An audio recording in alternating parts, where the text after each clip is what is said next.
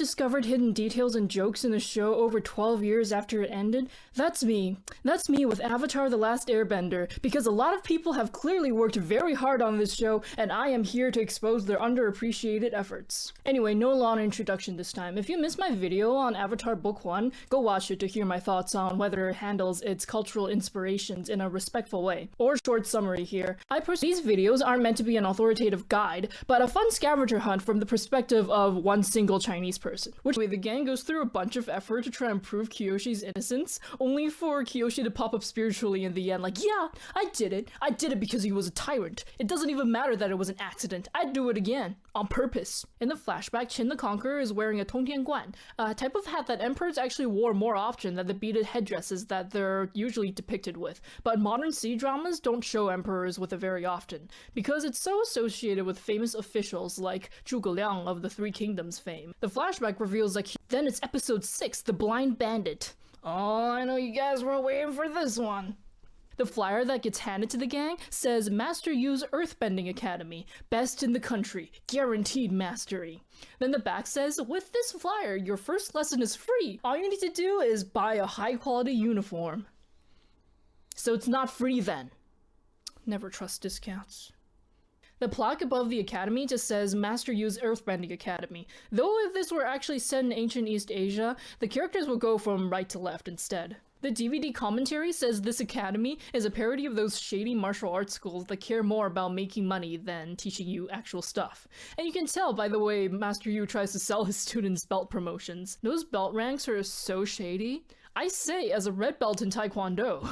Then, to get more information about an earthbending tournament that they overheard about, Katara reveals that she has gotten much more savage this season.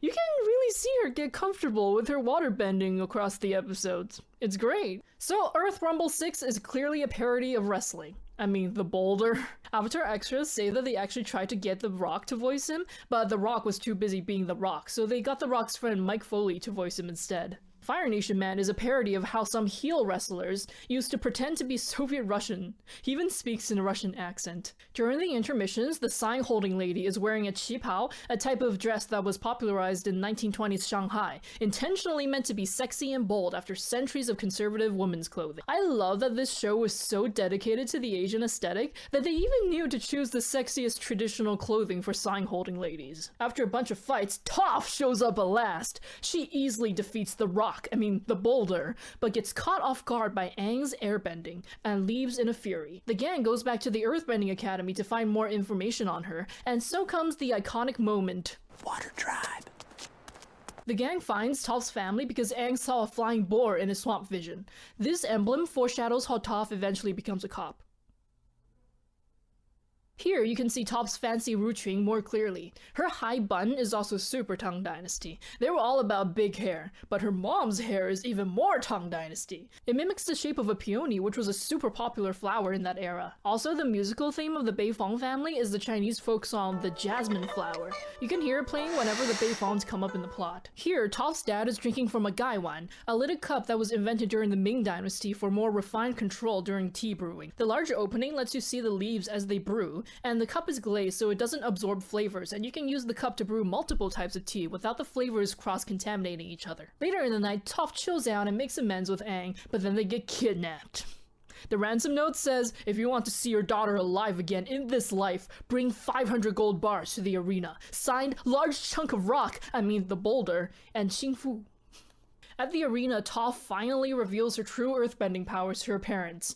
Instead of Hung Gar, she uses a completely different martial art, the southern praying mantis style. It uses strong stances but more quick hand movements than kicks. The art book says that it was reportedly invented by a blind woman, but I've checked both English and Chinese sources and could not confirm this. Instead of being impressed though, her parents just think they've spoiled her with too much freedom and become determined to restrict her further in the house. But Toph sneaks out anyway and lies to the gang about her parents changing their minds.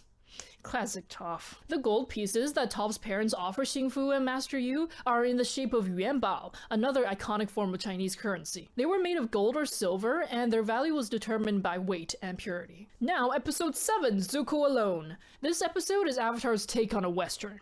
Previously, he parted ways with Iroh because he was just too angsty, and it's very hard to keep being angsty when you're around Uncle Iroh. Zuko almost robs 2 travelers, but changes his mind when he realizes that the woman is pregnant. This is the same couple that the gang will help cross the Serpent's Pass. The flashbacks in this episode reveal that Uncle Iroh had written very giddily about the siege of Ba Sing Se. Iroh, no! Honestly, though, I like that Iroh himself wasn't immune to the Fire Nation's conditioning.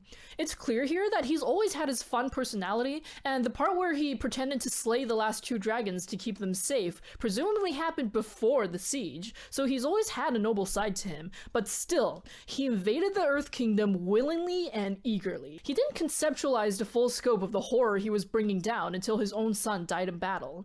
I think this is why he connects to Zuko so much. He can see that Zuko is also someone who struggles with the Fire Nation ideals that he grew up with. Plus, let's not forget that Iroh was complacent in the war up until the end of season 1. Like, Iroh was even fine with invading the Northern Water Tribe. It was only when Zhao went after the moon that he snapped. So Uncle Iroh has had his own character arc going on all this time. In another flashback, after Iroh's son died, Zuko and Azula overheard Ozai using this to argue that he should be the heir instead. But it just made Azulon really mad. Zuko ran away at this point, but Azula stayed and apparently heard that Azulon was going to make Ozai kill Zuko so that he would also feel the pain of losing a firstborn son. The sequel comics confirmed that she was telling the truth. Azulon did actually order this. The whole reason Ursa disappeared was because she killed Azulon.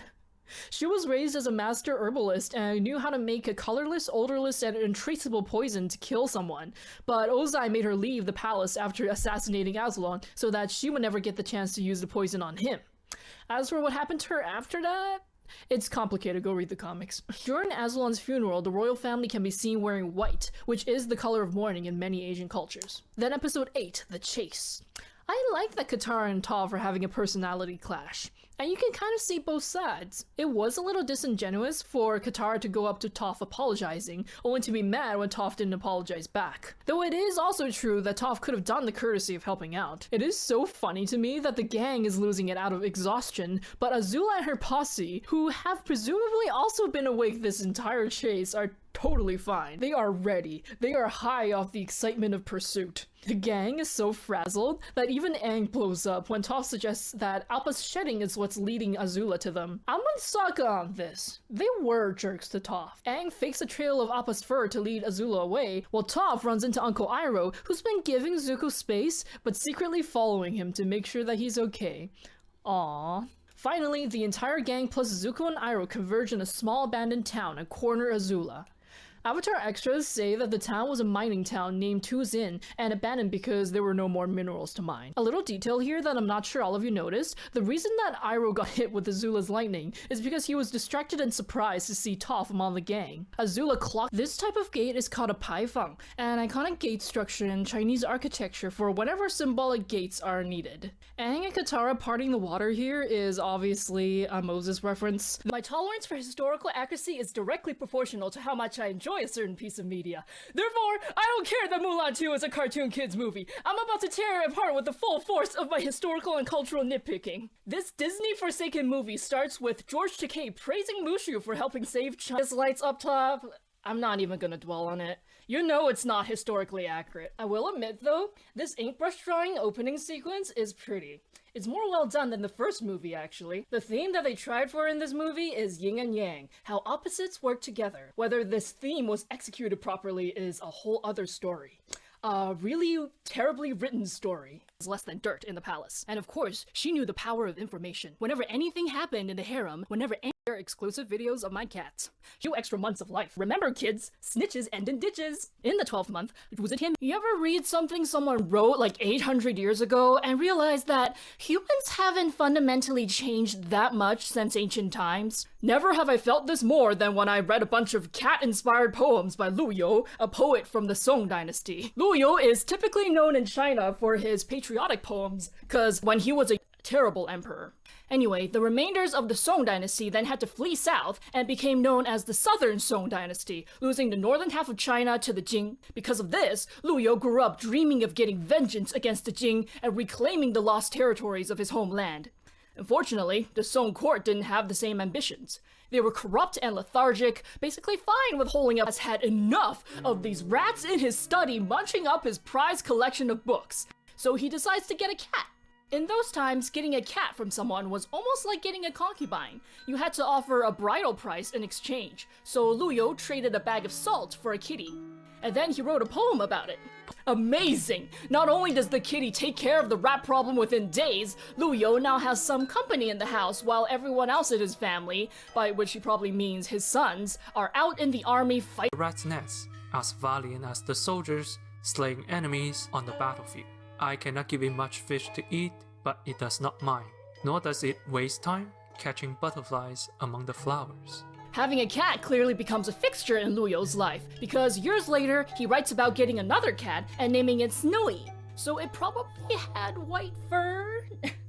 It's like a tiger climbing trees. It's like a horse, though it won't pull carts.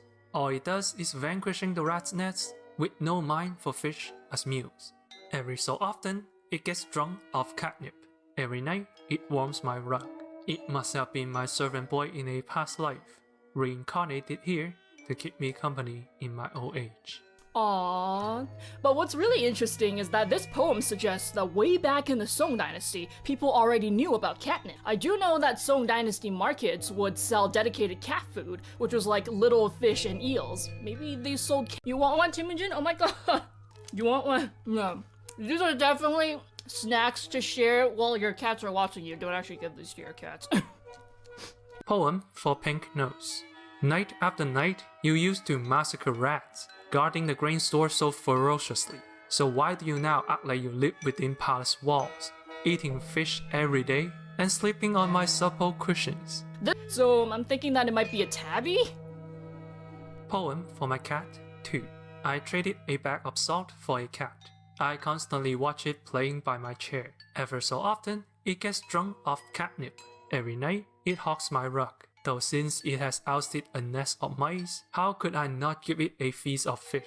I should give it a name now. I'll call it Little Tiger. Also, shoutouts to my Patreon Guardian Lions, Benji Sudokan, Cooper Malamute, Curious Mad Cat, Darian, Do It Out of Spite, Eduardo Aguirre, Aaron, Jacob Person, Jason Neblar, Jose Balesquez, Kakuga, Kites Universe, Ling Yu, Molly McAllister, Nick Health, Robin Carithus Darmadzine, and Tra TM. Damn it, Coco Chin, why you like this? Why are you like this?